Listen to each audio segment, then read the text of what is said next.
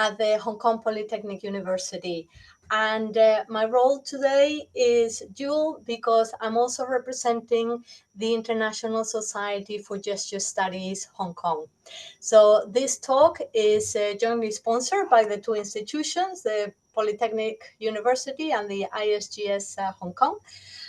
And we are very, very lucky today to have a great speaker. And I know he's a great speaker because I was actually at a conference a couple of months ago where he was delivering part of what you're about to hear today. And I thought, this is great. We need him for ISGS Hong Kong. So that's why you have him, why we have him with us today.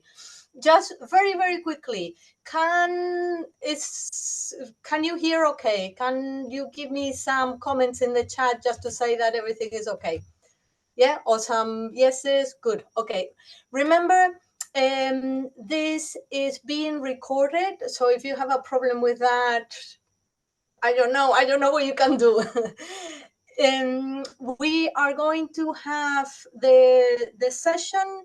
Patrick will speak for about 45 minutes or so, and then we will have Q&A at the very end. If you have a question as he's talking, leave it in the chat so you remember it later and we can go back to it. It is, as I said, being recorded, and we will share it with you through PolyU and ISGS web pages. So keep an eye on those. Okay, and let me now introduce him properly. So our speaker today, and thank you so much for joining us, is Patrick Rohrer. And he's a postdoctoral researcher now at the Donders Institute, which is an institution associated with Radboud University in the Netherlands, but also, at least in my mind, with the Max Planck Institute. And you can tell us more about that later. He's very interested in gestures and prosody. It's part of the work that he does, and did his PhD with the help of two institutions, one of them the Pompeu Fabra in Barcelona and the other one the University of Nantes in France. But the interesting bit here, for me at least, is the Pompeu Fabra in Barcelona, because they work a lot with gestures and prosody. So if anyone out there is interested in that, I strongly suggest you go and see the work that they do. What he's going to present today is the result of a international, it's not even a study, it's a project carried out with a number of partner institutions to develop a labeling system, a multimodal and multidimensional annotation framework for all of those working with gestures specifically, but you could also add to that prosody and other multimodal aspects if you're working on those. So I won't say any more. I'll let Patrick tell us all about this. So go ahead, Patrick. Great, excellent. Can everybody hear me okay now? I hope so. Yes, great. So great, wonderful. Well, thank you so much for that really lovely introduction. It was really quite nice and very, very flattering, especially I really hope that this talk lives up to the hype.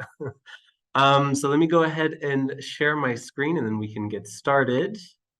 Here we have the PowerPoint presentation. So let me see if I can hide this really quickly. All right.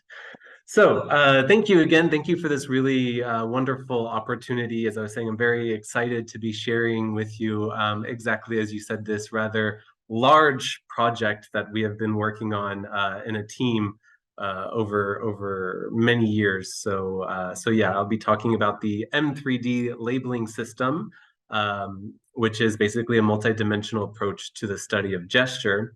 And already, as you said, but I would like to highlight again, before getting into a lot of the sort of theoretical background behind what we're doing here, I first have to describe just a little bit about who we are, because of course, I am here giving the talk. So my name is Patrick, and as you said, I'm at the Donders Institute right now in Radboud University.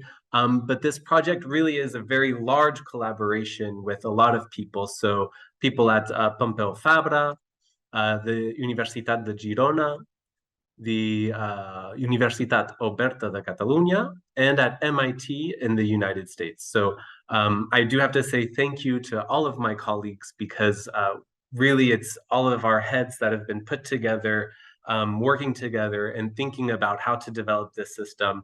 And without them, I wouldn't be here today to talk to you about it. So I just want to make that very clear. This is a very large, collaborative, ongoing project.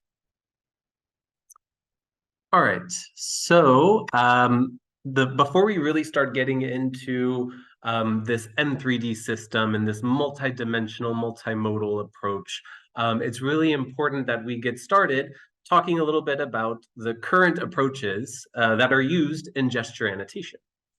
So whenever we start talking about gesture, I always like to start talking about the synchrony rules that have been developed by McNeil. So McNeil in 1992 wrote this really important book for the field of gesture studies. And in it, he talks about the synchrony rules, in that speech and gesture should be semantically coherent, they should be pragmatically coherent, and they should also be temporally integrated. So these three synchrony rules, as he calls them, is in fact applied to all manual gestures, and is one of the main arguments for the idea that gesture is actually an integral part of language. And I think that this is a very important point that McNeil brings up, and something that we should always have in the back of our mind, that gestures should be semantically, pragmatically, and temporally coherent with speech. Now, based on this, McNeil goes further and starts talking about basically different gesture types. So McNeil himself talks about iconic gestures, metaphoric gestures, deictic gestures, and beat gestures. Now, these are probably amongst the most widely used gesture types or gesture categories that we see based on McNeil. But if we look at the literature, we actually see many more. People talk about pragmatic gestures. People focus on the form and talk about palm up, open hand gestures.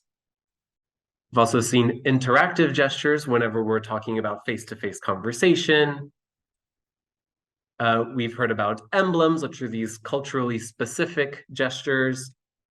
We've also heard about conventional or conventionalized gestures. So something like if I want to negate something and I do a sort of sweeping away gesture, this has been termed the sort of conventionalized gesture.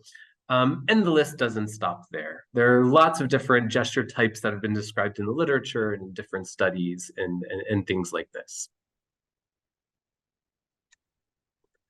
Now, this idea of categories or types of gestures gets a little bit tricky, especially when you start to deal with real-world data.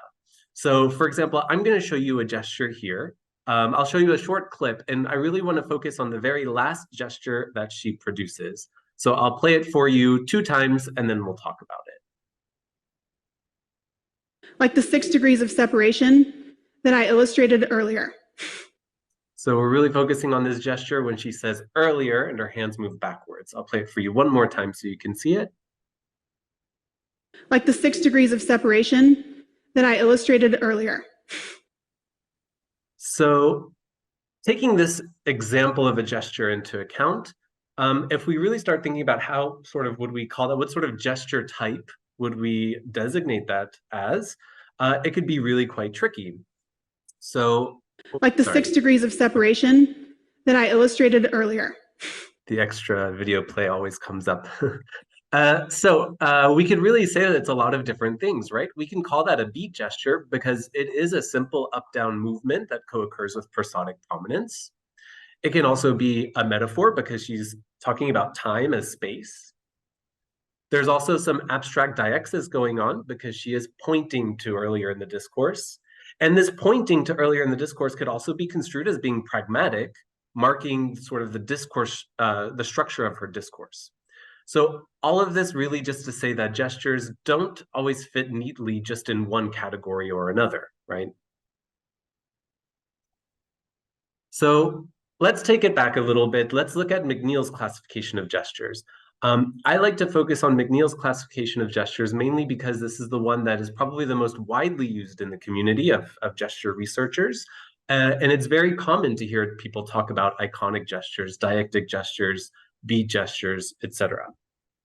Now, when we think about these different gesture types, there's almost a little bit of a shift in how they are defined, because basically we have these beat gestures that are down here, but then these other gestures like iconic, deictic, and metaphoric at the top, where these top ones are really defined in how they visually illustrate an aspect of the spoken utterance, right? So iconics really use iconicity to show something. If I'm talking about a roller coaster, deictics are pointing, so it's showing spatial information, right? Where things are, locating them. But beat gestures have been described in terms of their rhythmic and pragmatic properties. So McNeil describes beat gestures as associating with prosodic prominence and having very important discourse pragmatic properties. But if we go back and think about those synchrony rules, it doesn't really make sense, right? Because all gestures should be semantically coherent, all gestures should be pragmatically coherent, and all gestures should be temporally aligned with speech prosody. So there's a little bit of a disconnect between why we define certain gestures in terms of how they visually illustrate the aspect of a spoken utterance, and then we define other gestures based on completely different properties, namely the rhythmic and the pragmatic properties. Now, in 2005, McNeil does say, whoa, hold on. I know that we talked about gesture types and I said that a gesture can fit into one of these four categories, but really we should not take this sort of not mutually exclusive categories as a way to go forward. We should really think about dimensions of gestures. So a single gesture can have dimensions of iconicity, dimensions of deixis, dimensions of metaphoricity, combinations of all these things, or temporal marking even.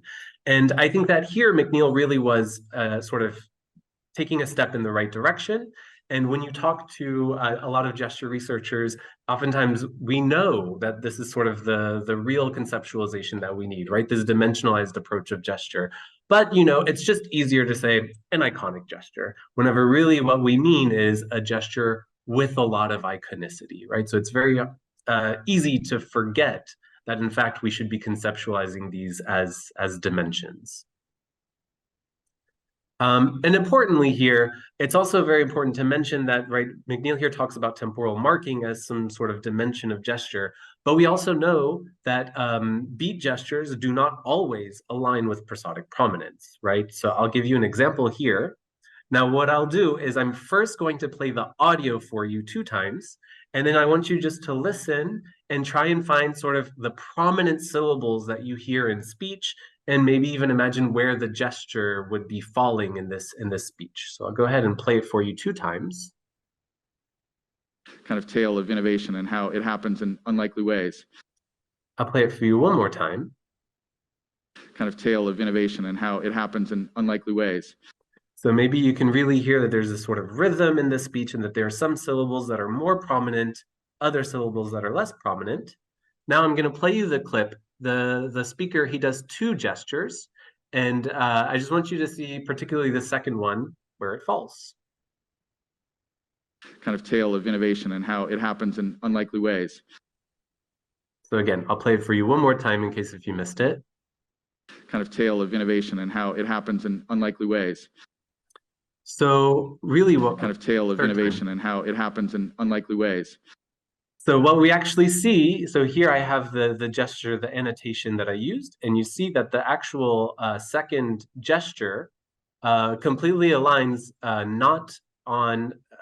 it completely aligns with unstressed syllables. So really in weak portions of the stream. So it's very important just to say that it's not that all beat gestures associate with prosodically prominent syllables.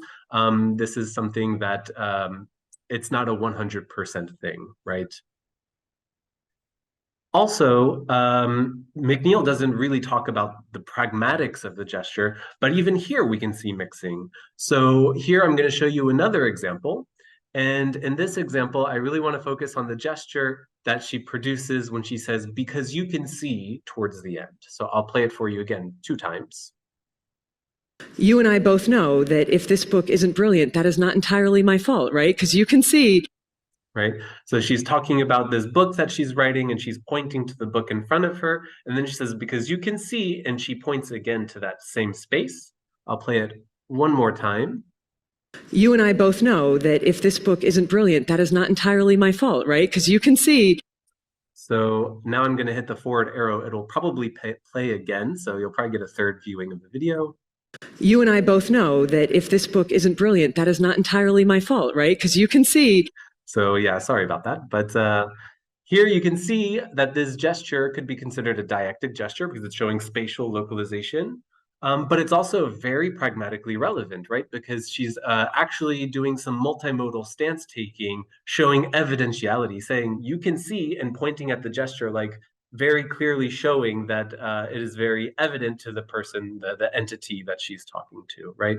So really, we can't just focus on this, iconic metaphoric diactic, and then that's enough, right? Because these gestures are also really not only semantically coherent, but also they are pragmatically coherent with speech.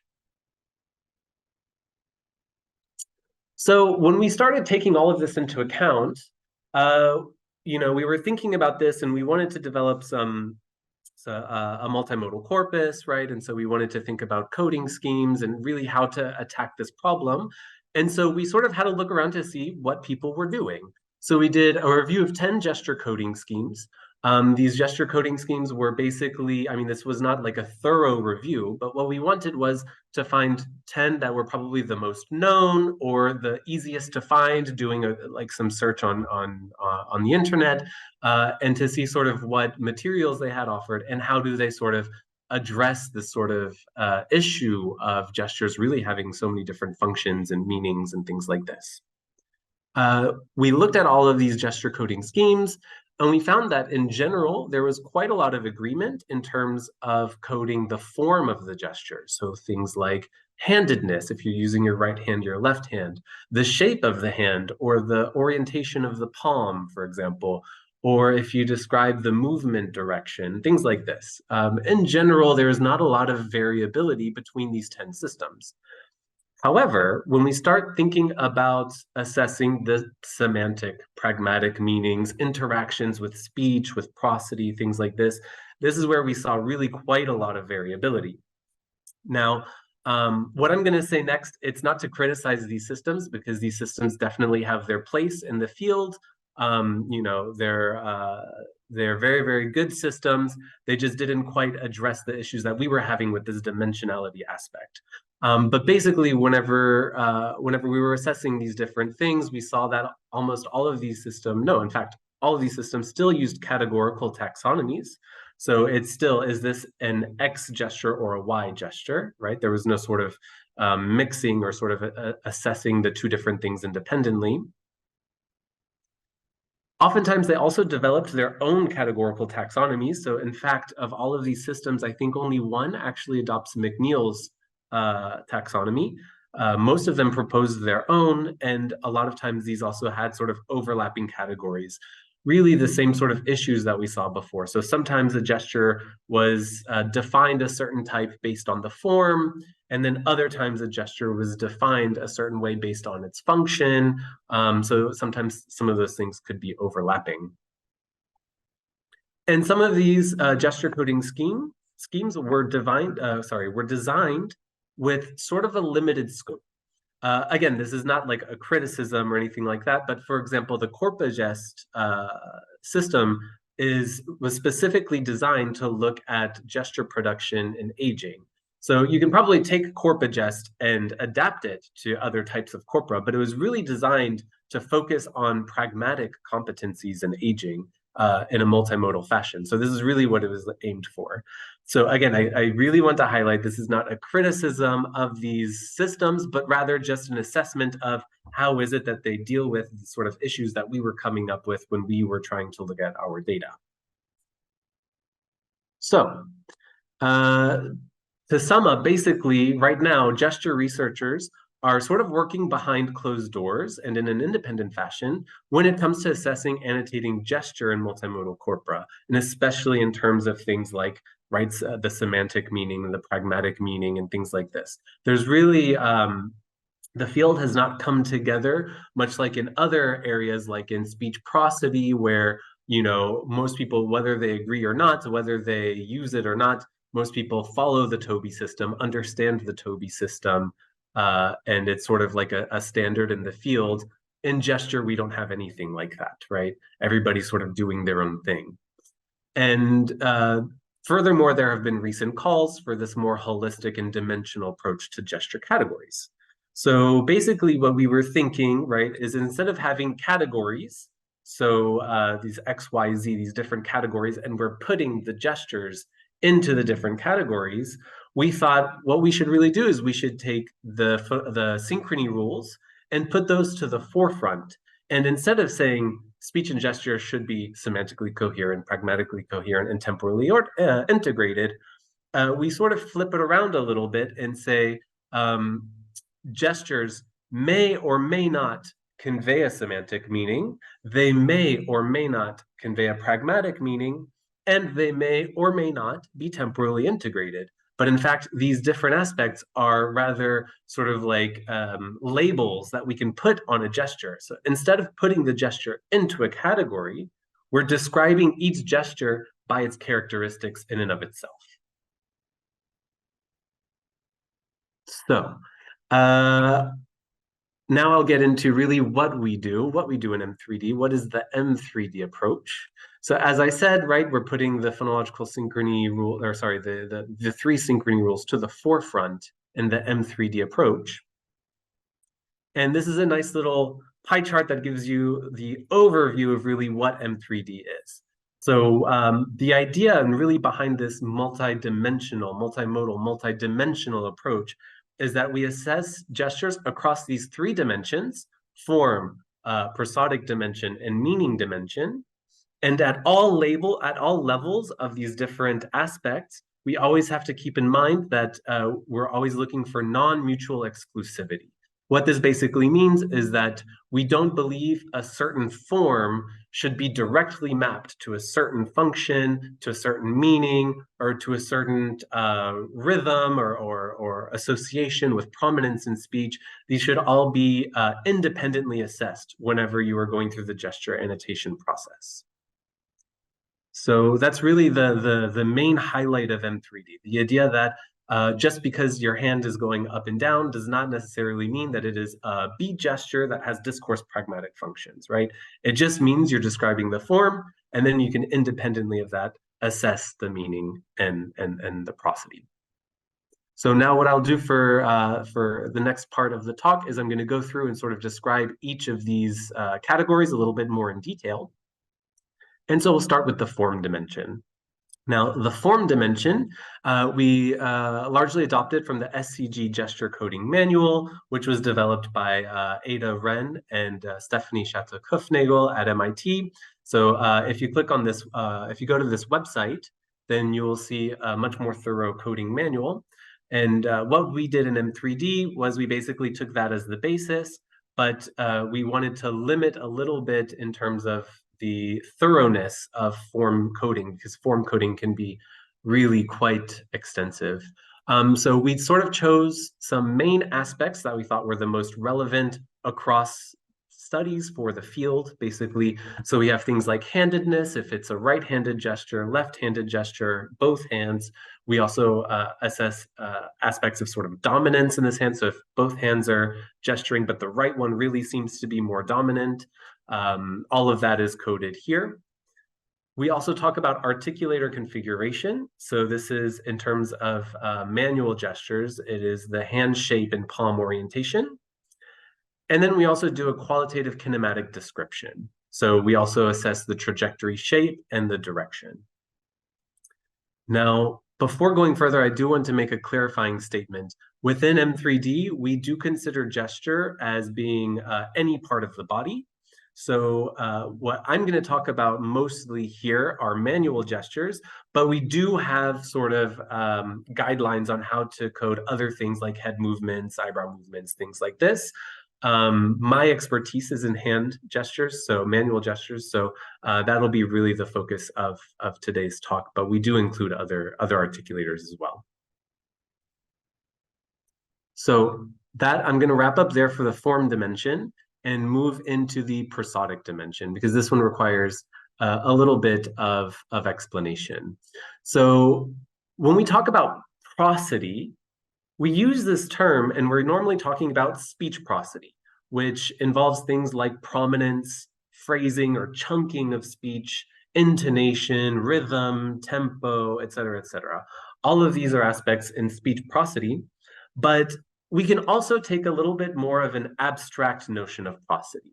So Mary Beckman, actually in 1996, described this other view of prosody that I think really fits nicely with gesture. She says, the prosody of an utterance is viewed as hierarchically organized structure of phonologically defined constituents in heads.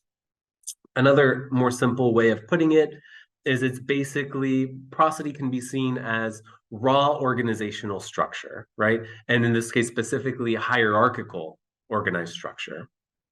So in this case, we can talk very specifically about the notion of phrasing and phasing properties of gesture and relate that directly to speech prosody, which is in fact what Kendon did already back in 1980. So Adam Kendon was directly inspired by speech prosody and this hierarchical organization when he started describing things in gesture. So to put it more concretely, in prosody, you have an intonational phrase, which can then be broken down into intermediate phrases, which can then in certain languages be broken down even further into accentual phrases.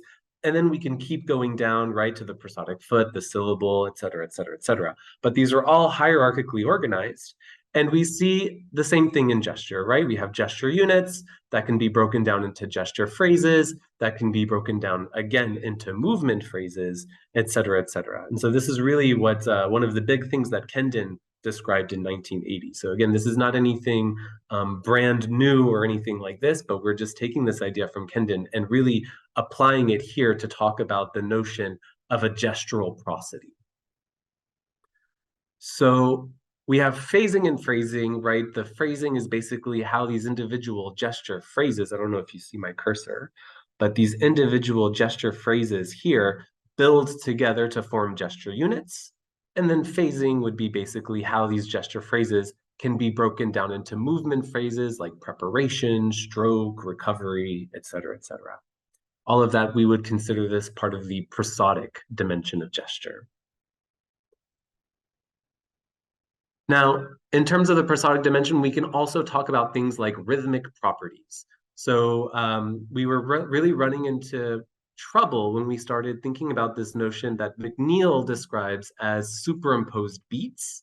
So McNeill describes superimposed beats as you do an iconic gesture and then you hold, and then while you're holding, you do that a sort of beat-like movement, but while holding that iconic gesture.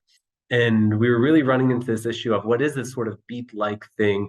We really thought, well, it really seems like it's sort of a way of conveying prominence in whatever you're doing, whatever you're saying. And there's also this really nice work by Tweet in 1993, where his sort of overall hypothesis is that there's an underlying rhythmic pulse in everything that we do. And this is why when we speak, we have pitch accents and we have prominences and moments of less prominence, and that this underlying rhythmic pulse underlies both speech and gesture, and that essentially all gestures are beat gestures, but that iconic gestures have an additional semantic meaning imposed on top of that beat gesture. Now, I mean, this sort of theory as a whole, I'm not 100% sure if I would say I buy into it all the way, but I think this idea of an underlying rhythmic pulse does make a lot of sense when we talk about a gesture and how beat-like it is. So I'm going to give you a couple of examples just so you see really what I mean by this beat-likeness. Here, I'll play the first one. So we see that the speaker does this sort of movement with this hand, and it's not very beat-like in the sense that it doesn't seem to be punctuating a certain syllable or marking a certain thing as prominent. He's really, I believe he's talking about the notion of time. So he does like this very smooth motion. Now this contrasts quite strongly with the next example that I will show you.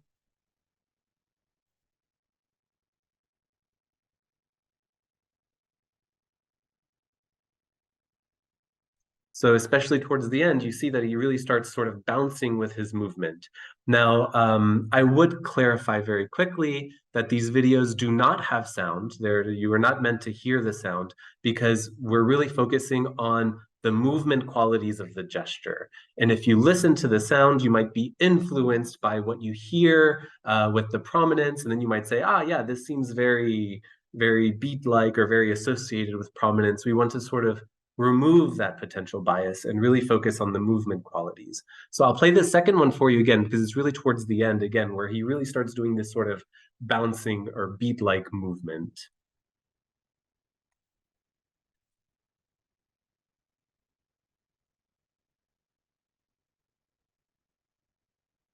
Right, so I don't know if you're able to see, but he has this sort of bouncing, and this is what I think McNeil refers to when he talks about superimposed beats. So that's one aspect of rhythmic properties, but, oh, sorry, the videos again.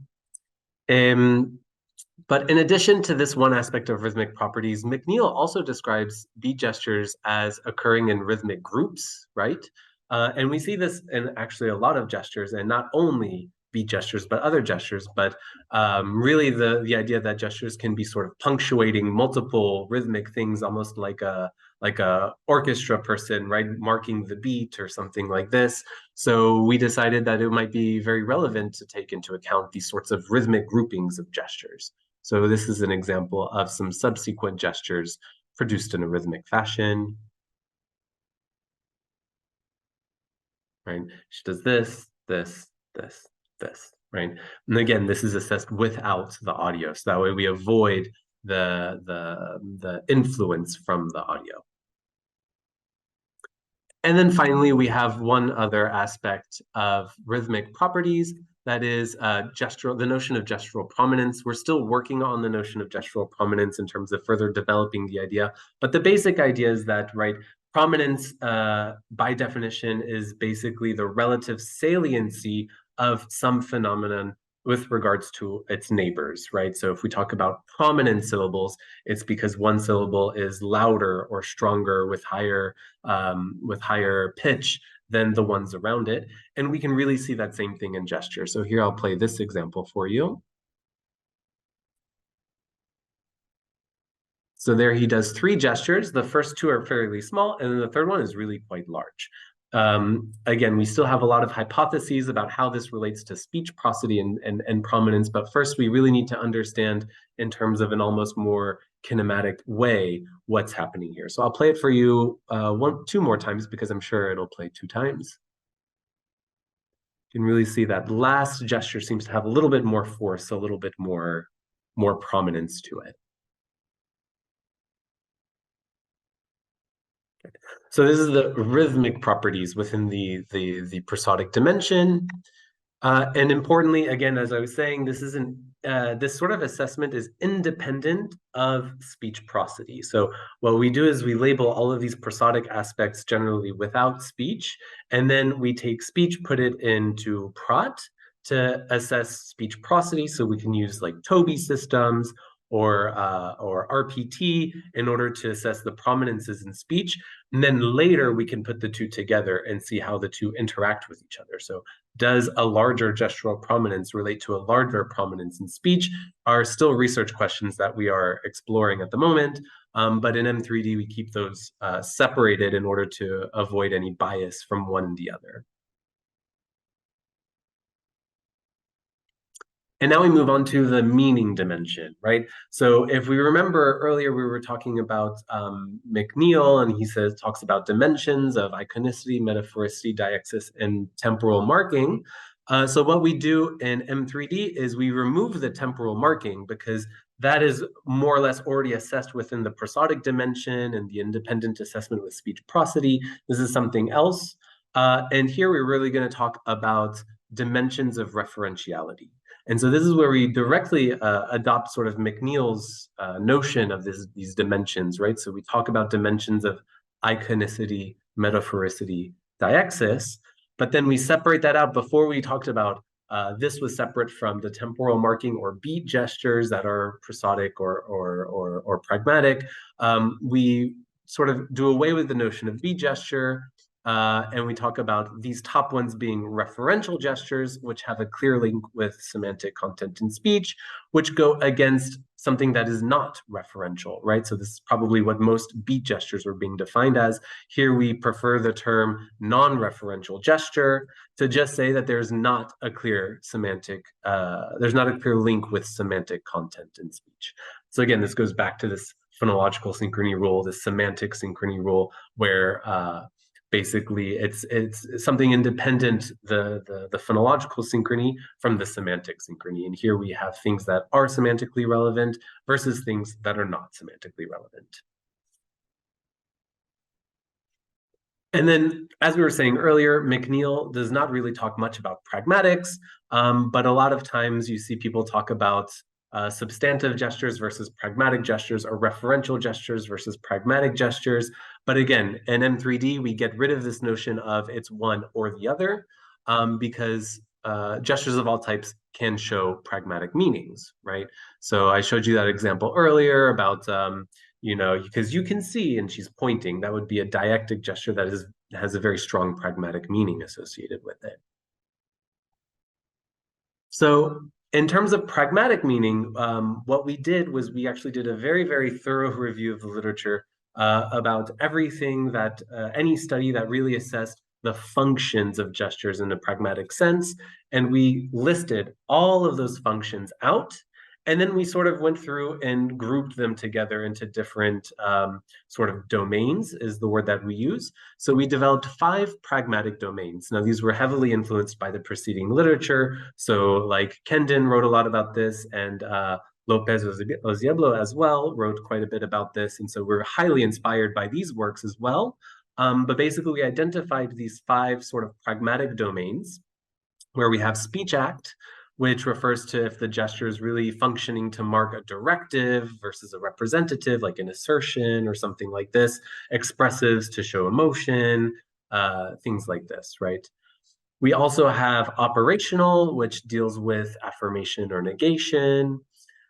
We have stance. Now we take a very wide approach to stance to say that it is anything involving things like epistemicity, so how sure you are about what you're saying, affectivity, so your emotions, politeness, agreement, all of these sorts of things that are related to stance, largely inspired by Dubois' stance triangle. We also have discourse organization, which basically divides, which has sort of 2 parts, let's say. So there's discourse structure. So things like if you're saying a parenthetical and you use a gesture to mark that you're going into a parenthetical in your discourse, or linking different parts of your discourse, sequencing actions or listing things. These are all parts of discourse structure marking. And then we also have information structure marking. So marking focus, marking comment or topic, or the information status of reference, or things like this. All of this would be bundled under the pragmatic domain of discourse organization. And then finally, in interaction, we have things like turn taking and just interactive discourse management in general. So far, we've really done a bit of pragmatic domain annotation. So this gesture seems to be marking a speech act, but there's still a lot of work to be done in looking at the actual individual functions within each pragmatic domain. A lot of work to be done there. So yeah. And I believe that pretty much wraps up the summary of M3D. And I think I'm doing pretty good on time, so this is perfect. So I will quickly just wrap up talking about M3D itself by talking about some of the benefits of adopting M3D. Basically, we think that there are some practical benefits mainly that you don't lose data from having to choose one category over another. So anybody that is labeled gestures, and especially I would say gestures in sort of spontaneous speech, oftentimes you'll see a gesture and you say, wow, what is that? Is that metaphoric? Is that pragmatic? Is that using M3D? You have all of that information. You just code all of it.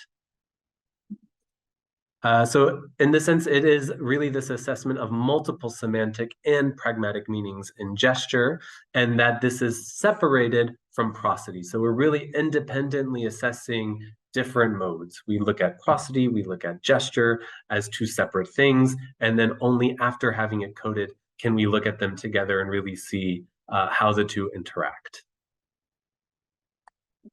There are also some general benefits, right? M3D was designed in order to be flexible, that can be applied to a wide range of databases. I talked about a lot of different things that you can code today, but of course that doesn't mean that you have to code all of them. It depends really on your research question. If you want to focus on pragmatic meaning of gesture, then maybe you're not really interested in prosody or form or something like that. But maybe alternatively, you are really interested in the form, and then you don't really have to worry about pragmatic type stuff, right? You can really pick and choose what you want to annotate. The important thing being that it's just the methods behind annotating whatever you choose really follow this M3D sort of non-mutually exclusive approach. The M3D system, it's in line with major theoretical approaches to gesture. I would like to highlight that this really is, it's not a giant revolution in terms of thinking. These are ideas that were put forward by Kendon and McNeil, and I mean, this is really something that is not so novel in terms of the thinking behind it, but rather really just taking those ideas and applying them now when we code multimodal corpora. And also we have attained high levels of reliability. So we have already done some reliability annotation, and really some of the more novel key areas of annotation, we have been able to attain reliability, which sort of lead us to believe that it is a really good system for teaching people to code and for using it in your studies. And importantly, if more people adopt one system, right, then we have greater comparability across studies. So across studies within one research lab or across research labs, et cetera. We think that this is really a key important thing that will help bring the gesture field forward whenever we're looking at studies, when we go to conferences, right? You know, how one person defines a pragmatic gesture might differ from another lab, but if we all follow at least one idea of this multidimensional coding, then we can all move towards something where we're in more agreement. And finally, I'll take the last few minutes to talk a little bit about the resources that we have available. So for me, I think M3D is already really quite exciting, but I'm even more excited to share with you what we have put forward for people in the gesture field. Basically, we have two resources. We have an OSF website and then an M3D training website. First, the OSF website, you have the link right here. It contains a number of resources. First, it has an M3D coding manual. Now, the manual, again, it's very thorough. It has over 60 pages of guidelines on how to apply M3D. But it also includes things like tips for how to do a workflow, right? How you should go about annotating. It has tips regarding how to annotate, tips regarding how to set up your ELAN. If you want to update a previously labeled corpus to a more M3D approach, we have tips on that as well. We have examples with tricky cases, etc. It's really, really quite a thorough document. So if you're brand new to gesture annotation, I think that the manual is a really good place to really get a very thorough idea of really what gesture annotation entails. We also have video examples. So it is a document, but it does contain links to video examples, so you can see exactly what that example looked like in video format. And we also have like the theoretical motivations and pertinent literature references. So it's really a whole package. In addition to the coding manual, We also have an M3D ELAN template file, which contains basically all of the tier relationships and controlled vocabularies that you would need in order to start working with M3D directly. So you can just download this template and already start coding with M3D. And we also have the M3D TED corpus. This is the corpus that my PhD thesis was based on. It contains over 1 hour of M3D annotated TED Talks in both French and in English. So it's about 30 minutes in each language, 5 speakers in each language, and we've annotated most of the tiers that M3D proposes. I don't think we did form annotation, but pretty much everything else is annotated there. So it's a really nice resource that you can use either to run your own studies. You can use that data, it's openly available.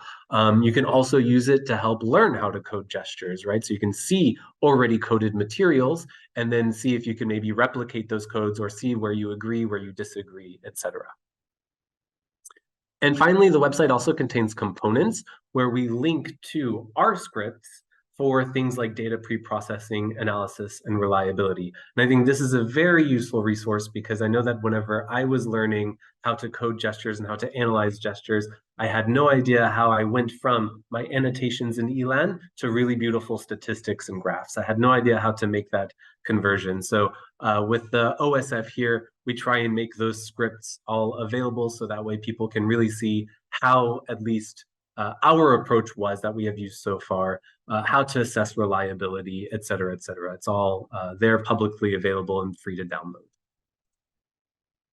And then the second resource is the M3D training program. And this one I think is the most exciting because it's actually, it teaches people new to gesture or even people that are just new to M3D, how we go about coding gestures. Whenever I had to learn how to code gestures, it was, there wasn't really many courses available or resources available. You just sort of, we just had sort of some manuals that gave a brief description, and then you have to just sort of apply it to your data. But now we offer a training program where basically you have independent challenges, sort of like modules that teach gesture annotation following the M3D standards. It includes introductory sessions, so why we do M3D, and also how to set up your ELAN workstation if you're new in ELAN. And then each challenge follows the same structure, where basically we have 2 short tutorial videos that explain the theoretical background and then demonstrate also how to annotate. And then we have 2 interactive exercises with feedback, and then 1 annotate on your own task. So each challenge is really, you spend a bit of time really focusing on one aspect of gesture annotation, doing multiple activities. And then it also offers additional resources, so things like links to other digital resources such as ELAN Port, which is a really great resource to learn about how to use ELAN, and Envision Box as well, which is another really great resource if you're interested in things like motion tracking and further data analysis. It's a really good spot to go. And we also have links to all of the pertinent literature. So any sort of theoretical background stuff, if you want more, we have that as sort of bibliography on the website. So before going on, I would like to show you the website itself. I think I have it. Let's see if I can hide this really quickly. Move this around. Oh, let's see. There we go. All right, so here's the M3D training website. Right, you land on the website, it's just m3d.upf.edu. And you come here, you can scroll down and you have direct links to all of the challenges. You can learn about M3D, getting started with ELAN, etc. So if I go to the first challenge, which was filmed by yours truly, let's see. So here you have at the top learning objectives and what we do in this challenge. And this one, we're looking at identifying gesture units. And then you can come down here, you have a short little video. For time's sake, I'm not going to play the video now, but you have a nice little video of me describing how we go about identifying gesture units. Then you also have the transcript of the video here. Then you have a task where you have to recognize gesture units. So again, you click Let's Go here, and then you will see that you can scroll down here, you can play the video, and then you identify how many gesture units there are, and then you get your feedback right away. Is it right or is it wrong? Take a closer look, right? And this is the same for every challenge. The second task really focuses on annotation. So again, instead of focusing on sort of identifying how many gesture units, it will say what's the best annotation for annotating that gesture unit, and you have to choose how you would annotate it. So we're really focusing both on the theoretical background as well as the practical, okay, how do I do this in ELAN?